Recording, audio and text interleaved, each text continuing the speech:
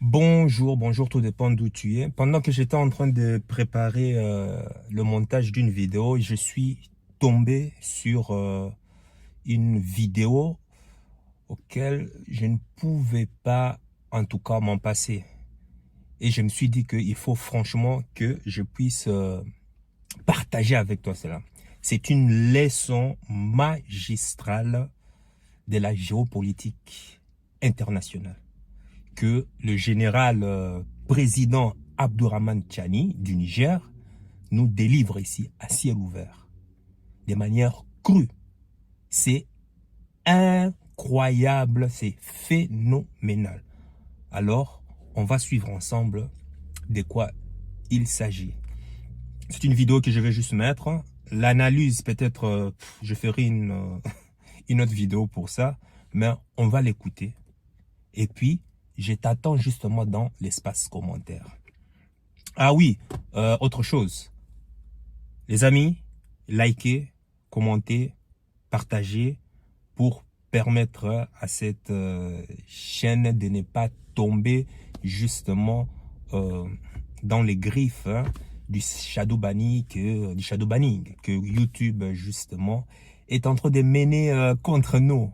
Donc, j'ai besoin aussi que tu apportes aussi la pierre à l'édifice. Suivons, c'est extrêmement très important, la leçon que nous livre le général président du Niger, Abdourahmane Tchani. Mesdames, Messieurs, bonsoir. Le grand entretien de Télé Sahel reçoit ce soir le général d'armée Abdourahmane Tchani, président de la République, chef de l'État. Dans cet entretien avec le président de la République, nous allons aborder, comme il est de coutume, la question sécuritaire qui préoccupe énormément les populations ces quelques dernières semaines et quelques questions d'actualité. Monsieur le Président, bonsoir et merci une fois encore de nous accorder un peu de votre temps pour parler de la situation d'insécurité qui prévaut dans certaines localités du pays. Il n'est un secret pour personne que depuis quelques années, notre espace sahélien est confronté à d'énormes problèmes sécuritaires se rapportant au terrorisme principalement. Les défis sont importants, mais force est de reconnaître que des progrès ont été réalisés, même si beaucoup reste à faire. En vérité, la difficulté de la tâche s'explique aussi par la complexité de la problématique sécuritaire dans laquelle certaines puissances étrangères à notre espace continuent de jouer un rôle de déstabilisation dans l'espoir de reconquérir leurs privilèges aujourd'hui perdus. Question, Monsieur le Président, quel est, de façon générale, l'état actuel de la situation sécuritaire au Niger, voire de notre espace, de notre confédération AES? Est-ce que la situation est sous contrôle en dépit des difficultés? Quelles sont les perspectives d'ensemble? Auzu billahi minash shaitani rajim. Bismillahirrahmanirrahim. Merci Abdoulaye. C'est un plaisir de partager avec l'ensemble de nos compatriotes de la Confédération et du monde qui nous suivent par rapport à cette problématique sécuritaire dans notre espace. Vous l'avez dit, une problématique liée à des intérêts géopolitiques et géostratégiques. Mais permettez-moi, dans un premier temps, de rendre hommage à l'ensemble des peuples de la Confédération, particulièrement au vaillant peuple nigérien, leur présenter mes condoléances pour les morts civils et militaires. Également, rendre un hommage à l'ensemble de nos forces de défense et de sécurité qui, au prix de sacrifices énormes, se battent jour et nuit pour garder notre espace confédéral, notre pays, particulièrement le Niger, debout. Pour répondre à votre question, il faut faire un rappel historique car comme le dit le Coran, le rappel sauve. Il faut rappeler, pour que les Nigériens et les autres peuples comprennent la définition de cette menace à laquelle nous sommes confrontés, les implications qui sont derrière cette menace. Je vais juste couper ici pour te dire, tu vois, le rappel historique, le rappel sauve l'âme. C'est de ça dont je te parle toujours, parce que beaucoup d'entre nous ici analysent les événements politiques des manières présentes, en fait. La plupart des gens se basent sur ce qu'ils voient là, maintenant, pour pouvoir dire que, ben non, tel pays, tel président gère mal les biens publics ou ce genre de trucs, tel pays n'a pas raison de faire ça, ceci, cela. Non, les amis. Il faut toujours prendre de la hauteur historique pour pouvoir comprendre ce qui se passe maintenant. Je ne cesse jamais de le dire. Sans les lumières du passé, le présent est un mensonge et le futur n'est qu'une utopie. Pareil aussi dans vos relations, même dans le travail. Même dans le travail. Pourquoi est-ce qu'on te demande ton CV à toi? C'est pour pouvoir voir ton parcours historique, ton passé.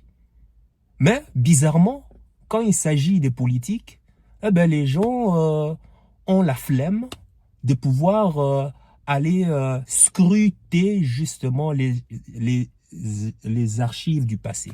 Mais c'est incroyable. Quand il s'agit de choisir, par exemple, même dans vos relations, hommes et femmes, quand il s'agit de choisir une femme, les hommes ont la flemme de pouvoir regarder dans le passé historique de la fille pour voir comment est-ce qu'elle s'est comportée, afin de déterminer si c'est une femme qui sera apte à pouvoir suivre le projet de vie que tu as en ce moment. Je ne comprends pas. Les hommes se limitent simplement, ils voient seulement juste deux popotins et puis deux caisses arrière.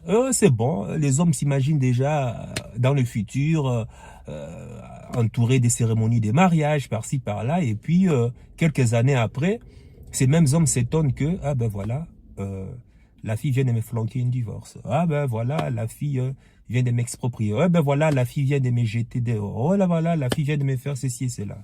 Mais l'ami, le passé, pourquoi tu n'as pas regardé son passé? Est-ce que son passé était pieuse? Elle s'est préservée? Ou bien son passé a été très mouvementé?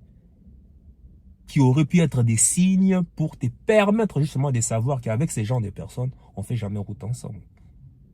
À moins que tu veuilles simplement passer ton temps, prendre du plaisir et puis basta. Même ton docteur à toi, quand tu vas chez un docteur, qu'est-ce que ton docteur te demande? Il va d'abord voir ton historique, ton passé, ton bilan. Quel était ton bilan par rapport à ton médecin précédent, afin de savoir sur quoi c'est basé pour pouvoir étudier, analyser des symptômes. Bon, bref, ce n'est pas une vidéo analyse, tu vois, là je commence déjà à me lâcher, quoi. Mais bon, on va juste suivre. Vidéo analyse viendra plus tard. Écoutez. Qui n'est autre ou qui ne sont autres que la défense des intérêts géostratégiques ou géopolitiques des puissances impérialistes, mais particulièrement néocolonialistes. Il faut toujours placer les événements dans leur contexte de globalisation. Je veux dire placer les éléments ou les événements dans leur contexte de globalisation en rappelant en 1979, beaucoup l'ont oublié, beaucoup d'autres ne l'ont pas connu. Une prise d'otage en Arabie Saoudite, dans la grande mosquée de la Mecque. Prise d'otage des pèlerins associés ou attribués à ce qu'on a appelé les fondamentalistes, c'est-à-dire des jeunes étudiants qui étaient en thèse peut-être de doctorat ou autre dans le domaine de l'islam. Face à cette prise d'otage, des pays vont se mobiliser. Et parmi ces pays, bien sûr, la France sera le premier à demander à l'Arabie Saoudite de les laisser mettre à la disposition de l'État et du Royaume d'Arabie Saoudite ce qu'on a appelé, ou qu'on appelle toujours, le GIGN, le groupe d'intervention de la gendarmerie nationale française. Mais les Saoudiens savaient que c'est le pyromane qui veut jouer le jeu du sapeur-pompier. Ils ont poliment, mais de façon diplomatique, rejeté cette offre. Cette offre l'ont substituée par l'intervention des forces spéciales du Pakistan. Parce qu'ils conçoivent que les forces spéciales du Pakistan sont des forces qui sont composées par des musulmans et qui peuvent accéder à la mosquée où plusieurs centaines de pèlerins étaient pris en otage. Ça s'est passé en novembre 1979. La crise va connaître son dénouement un mois plus tard, en décembre 1979. Mais ce n'est que le début d'un grand complot que je ne saurais relater ici intégralement. D'accord. L'un dans l'autre, en 1980, le conflit va se déporter, où les puissances néocoloniales et impérialistes vont déporter ce conflit en Afghanistan. Vous savez ce qui s'est passé en Afghanistan de 1980 jusqu'en 1986 exactement. Vous connaissez les implications qui ont eu lieu en Afghanistan.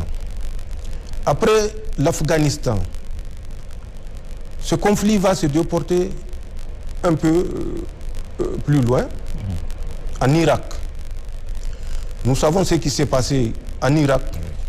Nous connaissons les acteurs, nous connaissons les implications et nous connaissons les intérêts géostratégiques et géopolitiques et tous les non-dits qui ont couronné malheureusement cette période où beaucoup de citoyens irakiens ont perdu leur vie. Le néocolonialisme ne s'arrêtera pas à ça. Un foyer s'éteint, c'est un autre qui est déjà programmé pour s'allumer. Le conflit va revenir en Syrie. Mais avant d'arriver en Syrie, ils ont tenté de l'allumer plus proche de nous, en Algérie, avec les retours des Moudjahidines qui revenaient de l'Afghanistan. Donc la Syrie a été un autre point de chute de ses intérêts géostratégiques et géopolitiques des puissances impérialistes néocoloniales. Vous avez suivi ce qui s'est passé en Syrie jusqu'à la dernière évolution où tout le monde a suivi et tout le monde a découvert le grand jeu de ces puissances néocolonialistes. Mais avant la fin de la Syrie, ils ont mis également un foyer en latence qu'ils ont rallumé, c'était la Libye, à notre frontière nord. Nous savons ce qui s'est passé en Libye et nous savons quels sont les acteurs qui étaient derrière ce qui s'est passé en Libye et quelles sont les conséquences de cette intervention face à laquelle, malheureusement, nos pays africains n'ont pas eu le courage d'élever la voix.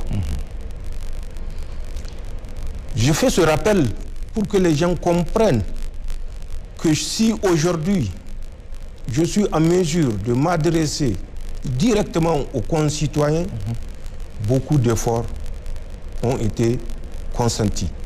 Nos forces de défense et de sécurité ont consenti beaucoup de sacrifices. Pour venir au cas spécifique du Sahel de façon globale et de la Confédération encore de façon plus précise et du Niger en particulier, je rappellerai quels sont les acteurs qui sont derrière cette situation que nous vivons aujourd'hui.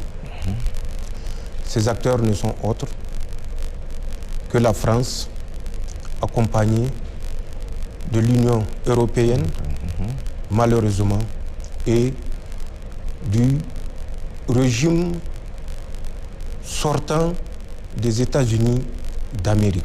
Okay.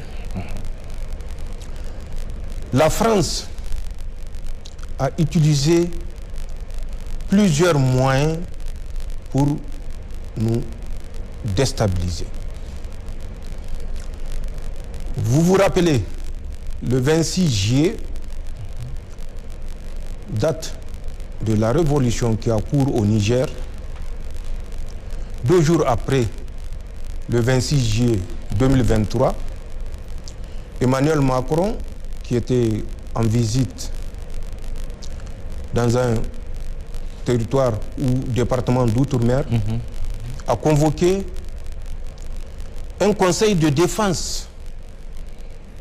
Je dis bien un conseil de défense sur la situation au Niger. C'était bien, je le dis et je le répète, le 28 juillet 2023, donc 48 heures après les événements du 26 juillet. Face à ce conseil, des décisions ont été prises et, entre autres, il faut par tous les moyens rétablir Bazoum au pouvoir.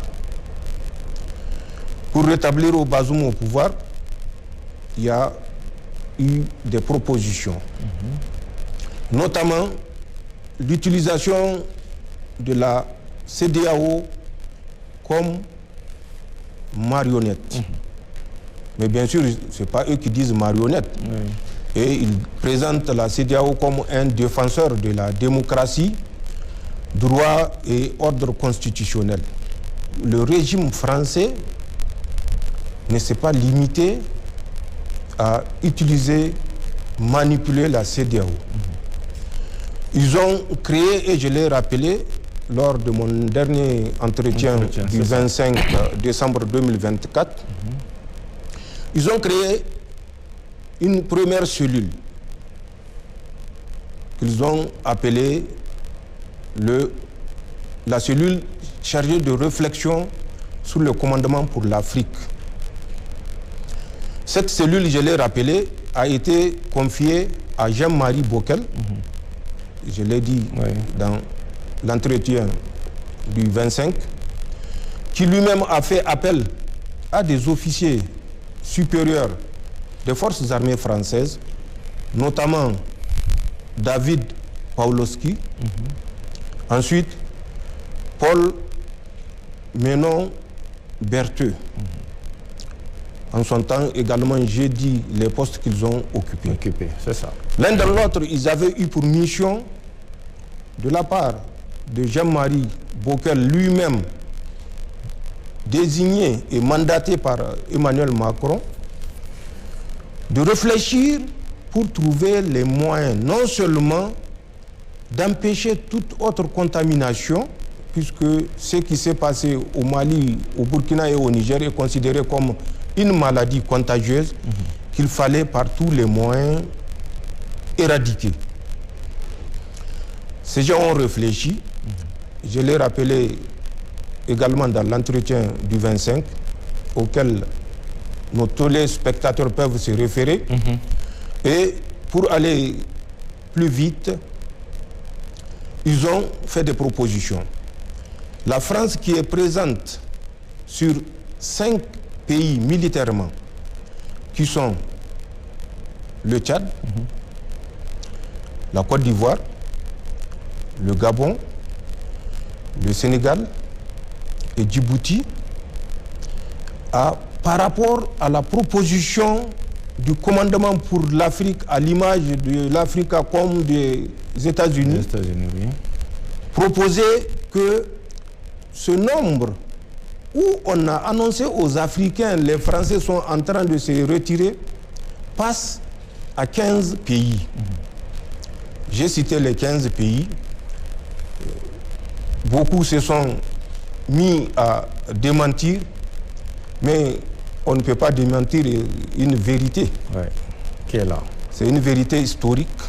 Désormais, Emmanuel Macron l'a confirmé.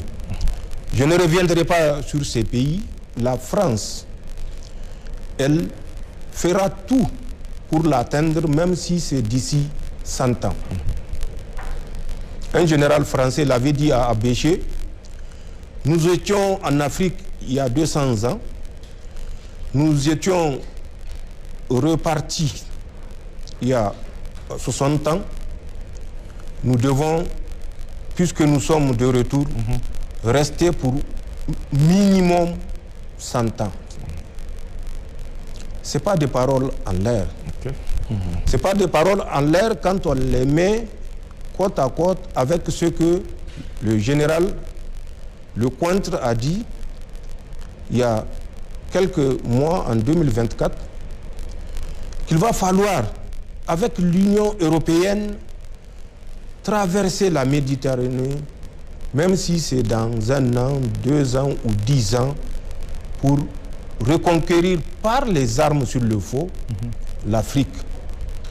Parce que la France et l'Europe sans l'Afrique, c'est la souffrance en perspective. Ouais.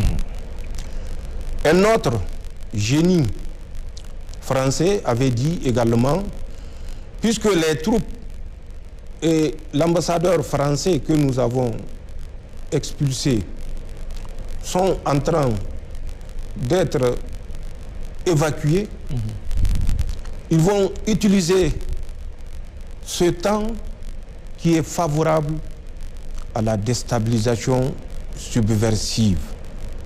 Ce n'est pas des paroles en l'air. C'est des paroles mûrement réfléchies, c'est des paroles fruits des échanges stratégiques que ces gens entretiennent, contrairement à nos pays africains, où chacun, pour préserver son 2e, 3e, 4e mandat, est prêt à sacrifier son frère. Pour revenir à ce qui a été mis en place et dont on voit le déroulement actuel, toujours en 2024, après cette cellule dont Jean-Marie Bockel avait eu la responsabilité, pour laquelle il a présenté le résultat le 23 octobre 2024 à la présidence française, donc à Emmanuel Macron. Il a initié, il ne s'est pas arrêté là, pour vous montrer l'esprit européen qui entoure tous ces événements que nous vivons aujourd'hui. Il a entrepris une campagne de présentation. Il a déjà fait l'Italie. Il devait faire l'Allemagne en novembre 2024. Et c'est là où nous avons cessé d'accorder d'intérêt à ces actions pour nous concentrer sur l'essentiel. C'est ça. Donc après cette cellule, une autre cellule a vu le jour en septembre, toujours de l'année 2024. Cette cellule, ils l'ont appelée la cellule Sahel de l'Élysée. La cellule Sahel de l'Élysée a été confiée à un certain Christophe Guilou, ou Guilhou, je ne sais pas la prononciation. Guilou s'écrit G-U-I-L-H-O-U. D'accord.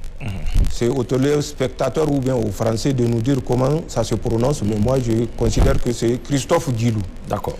Donc c'est Christophe Guilou, ou Guilhou, je ne sais pas, a également comme Jean-Marie Bockel, désigner un autre génie pour conduire la réflexion. Je rappelle que Christophe Guilou était ambassadeur de France au Cameroun. Et il a pris le titre d'ambassadeur et envoyé spécial français au Sahel. Il va désigner un certain Jérémy Robert.